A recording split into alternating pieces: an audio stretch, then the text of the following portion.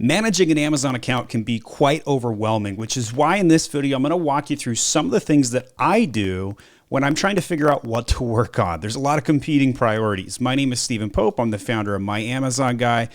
All right, so let's dive in. First thing I want to do when I'm looking at my account to figure out what's going on is I want to go over to the business reports. You're going to notice here at the top, I have a bookmark bar with common things I like to check out. So I can go in here and I can look at my day-to-day sales. I can go look at my last month sales and I can see how am I trending today versus last year. I can also go over to sales and traffic by dates and run some reports to just generally see like how things are going. You typically see your session and your order counts trend together and correlate. And when you see those things buck the trend, let's see you have a drop in sessions, but your orders are the same, you know you have things to investigate. So it's always good to look at the data to see if there's some abnormalities. And right here, we have a pretty classic trend line where there's a little crossover right there when you got the beginning of the year, but by and large, pretty static and correlated, so that's good. We can also look at a by month view and go back a couple months and see, okay, so I did over $250,000 in December on this account, sold over 14,500 items, and we can look at the session counts and all the good things. I'll move my camera over here, and we can see like where the account is doing and where its trend line, what's the conversion rate, all of that good stuff is present in this data. So as we scroll to the right, we can see, okay, I had an 8.5% conversion rate in December, and I'm trending more like a 5% right now in the month of January, and that's all pretty standard and normal. Come February, it will probably uptick another percentage point up, go to 6%, and then following back in March, drop back down. Cyclical account with trend lines in the gift category, you get the idea. So those are typical things I like to start with and look at my traffic thing. The other thing I like to do is go to my sale by ASIN report and really take a gander at like, okay, what units are moving? What are they doing? Sold 400 units of my Grogu cup and got other cool things that I've got going on and to see like, okay, is there anything I need to investigate here? Is there something here that wasn't here last month, right? So if we take this shark item, we go back over to the manage inventory page and we look up that ASIN and we say, oh, wow, I'm actually out of stock here. That might be a challenge that I need to look into and take a gander. And so Annie Shark needs a drink. We're out of stock here. Do we have any on the way? No. Okay, maybe I need to place a reorder. So something like this can happen, especially on a gift category account where there's lots of SKUs and we don't have, sometimes something will run and there'll be a big order on it and we have to make an adjustment. Speaking of inventory, one of my favorite places to go on a routine basis is to go look at the inventory. So if you put your cursor on that little hamburger menu in the top left, go to inventory. Here you're going to see inventory planning. I have this bookmarked on my computer for a reason. I check this frequently. The most important tab here is going to be the SKUs to restock today. And this is something I recommend spending a lot of time on. Some accounts have better or worse IPI scores. They are phasing out how they're going to be doing IPI, and it's going to be a combination factor of how there's going to be an auction system with a lot of different inventory and storage changes. You're going to want to check out this next video here where I kind of walk through some of those changes. But in any case, if you're here and you're looking at this and you can see your aged inventory and how many units have been at the storage for how long, you can take some evasive action accordingly. Now, if we go over to the SKUs to restock report, and this is going to be a lot more important on accounts that have lots of SKUs. Obviously, if you're running 2 or 3 SKUs, you're pretty in sync with your inventory runs. But when you have more SKUs, it just really changes the dichotomy of the account. It becomes a lot more challenging. So in here, we can see that my number one SKU I need to restock today is this damsel soap, right? So if we go over to the front end of the listing, here's the item. We got 800 reviews on the soaps and lots of different variations and some cool things going. So as we look at this listing, it says, here's how many days of supply I have. I have 6 days of supply. Here's how many it recommends I order, 624, and when to do it today. So Amazon has a lot of terrible data points, but there are on occasion reports like this one, which are already prioritized and optimized for where you need to be focused from top to bottom. And this is a great report to show that, right? So just like we saw the anti-shark on the business reports, it's showing up here. And instead of just trying to go and gauge it myself with an eye, I have a report here that prioritizes where do I need to focus. So I have target stands, right? So if we go look at the target stands on my account, we go back over to the inventory page here and we type in target stands. This is a new item that our team is manufacturing, and we're having some hard time getting all the manufacturing right. And so we have some nice red alert goose eggs, not a lot of inventory going on. So I'm going to ask my manufacturers some questions. I am my own manufacturer, so I'm going to ask my teams what that translates to and figure out what's going on there. We have a lost sales opportunity. If we look at the SKU, we can see how many units have been selling. We got 43 units past 90 days, nothing in the past 7 days because it's out of stock. So there's a loss in sales going on with this, and we of course don't want that to happen. We want to be selling all this stuff and get jumping on that. So there's an opportunity here. So what you're seeing on my account is I go through and I look at these restocks. It's already telling me where I need to focus. I'm out of stock. I'm out of stock. Got to restock things, right? What's the cardinal rule of Amazon? Never go out of stock, right? And the second rule is like first.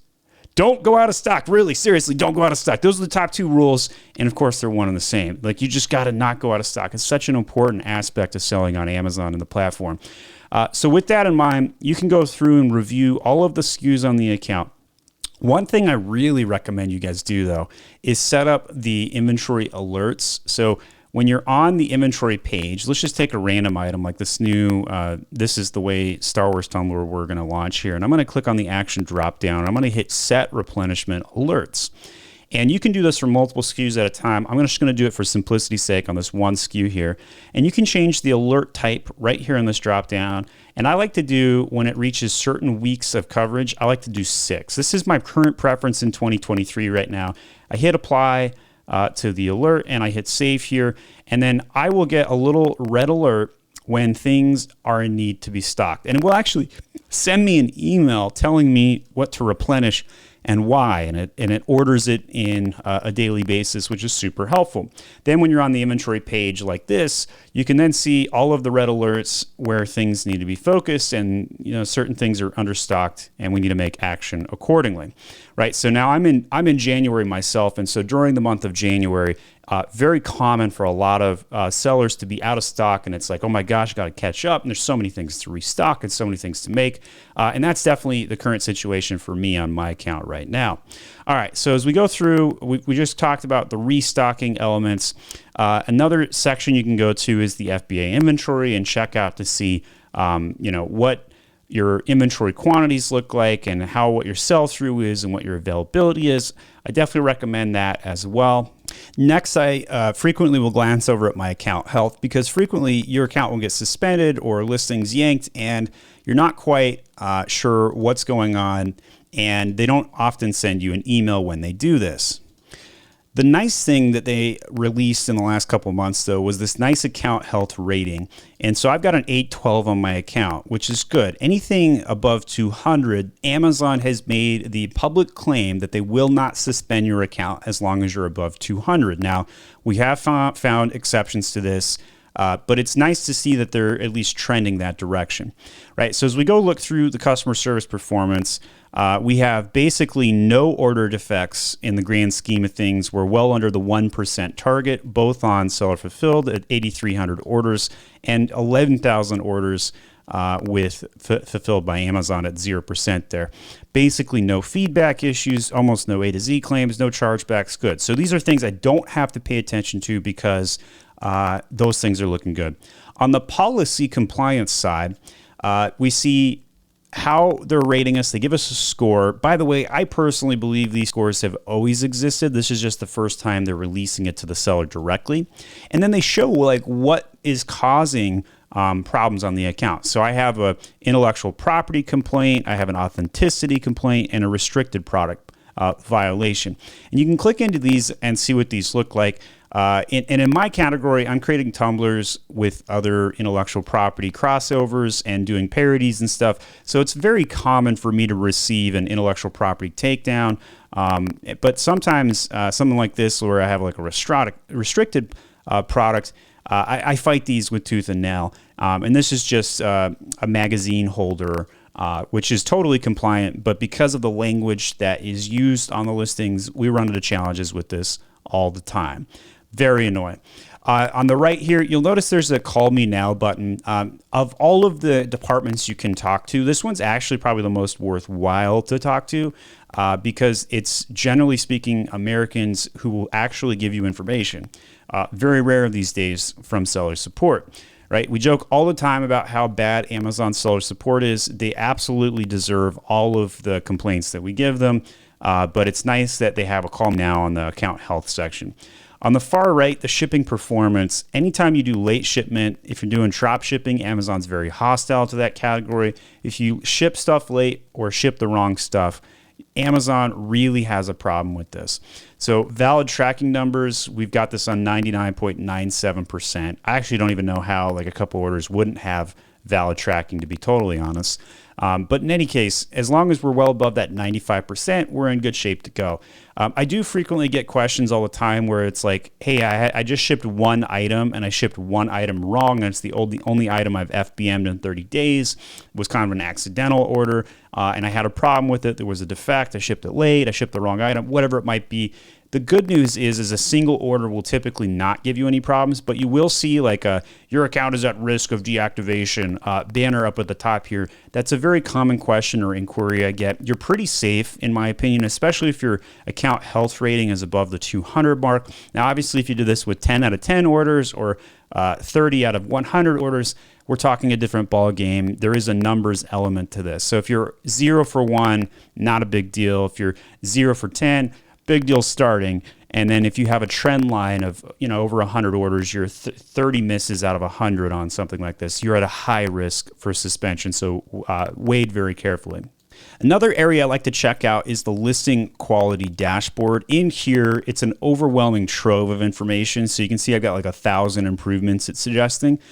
Some of these are really not that beneficial, but some are very beneficial. So let's check out the search suppression one, right? So why is this suppressed from search? Cause for potential suppression. The title has got a quality issue, right? And so as you scroll through the title, you can try and figure out why that is.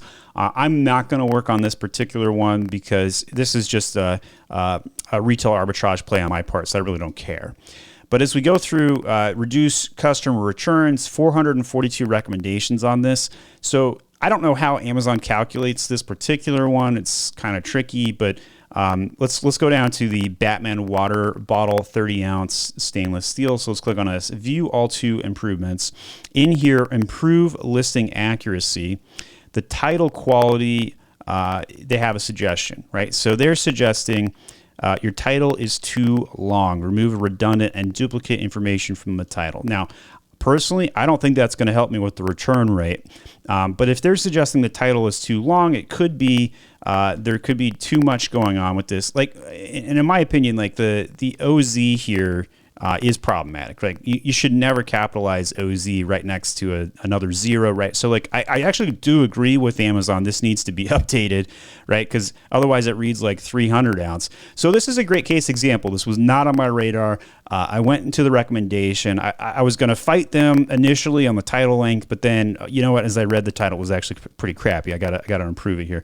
I don't know how many people drink beer out of a metal object, so okay, I kind of see where they're coming from here. The question mark, hot and cold drinks. Like why is there a question mark here? I'm not really clear. Might be a typo, right? Batman comic collectibles cup, Batman thermos, Batman gifts for men and women. And I don't know if the for men or women really matters anymore these days. You can put that into some of the target. So let's update that. Reduce returns. The color's not present, so we're going to put black in here. And sure, that's a no-brainer. We should add that in. So I'll save and close. There's a great case example. As you go through the listing quality dashboard, you'll get some minor things that you'll miss. But I think this was a pretty safe and good one here. So I'm actually going to take a picture of this and send it to my team and say, hey, FYI, make sure that you guys, don't put a capital OZ next to it. I think that's kind of a miss. The next thing that I would recommend checking out, of course, is advertising and going through your PPC and campaign manager. If you guys want to see my PPC masterclass here, check out this video next and help me out by writing PPC Masterclass on this video in the comments section. Write in the comments also anything you guys want me to cover. I probably have 1,500 videos out there, so I may just send you one of the videos I've already shot, but I take requests. This video was requested by one of the members of our comment section in the past couple of days. So thank you guys for watching. My name is Stephen Pope. I'm the founder of My Amazon Guy, and you can check us over at myamazonguy.com for all of your coaching needs, as well as mag school courses, my refund guy, sellercentraljobs.com, and many other things we have to offer you guys as a community.